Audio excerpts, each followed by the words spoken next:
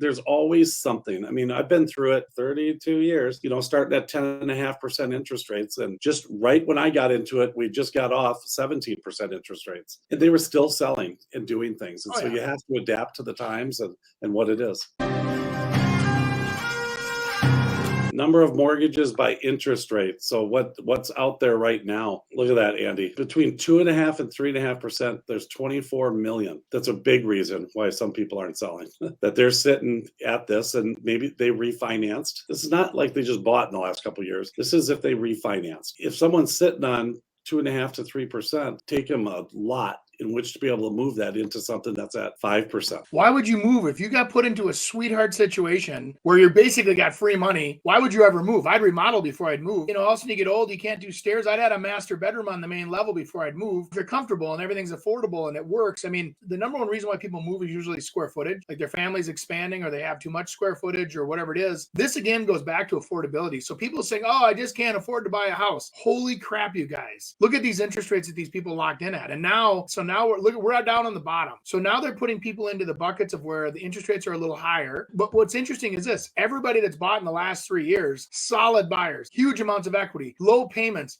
Unfortunately, that's kind of like concrete drying. I don't think a lot of those people will loosen up and sell. We're going to have to go back to the people on the bottom of the list that don't want to move or refinance or whatever, right? Or build or. I think it would be a really good time for some of these people to buy, but not to sell. And so they might hang on to that as an investment property. And if you think about it, hey, my payment's super low. I'll be able to rent it for this because there's not many rentals. I'll be able to subsidize my other payment with that rental income. And now I've got two houses appreciated. There's always something. I mean, I've been through it 32 years, starting at 10.5% interest rates. And just right when I got into it, we just got off 17% interest rates. And they were still selling and doing things. And you have to adapt to the times and what it is. 92% of homeowners say that their current home is affordable. More impressively, 91% of lower income owners say the same thing. People are satisfied is what it is. Big picture. If you hold a mortgage that's a lot cheaper than what you need to pay if you moved, that's a significant financial incentive to stay put, which we just said. The result is that thanks to supply and demand dynamics, increased mortgage rates are less likely to mean lower home prices. That's going back to inventory. There's just no inventory. When mortgage rates rise,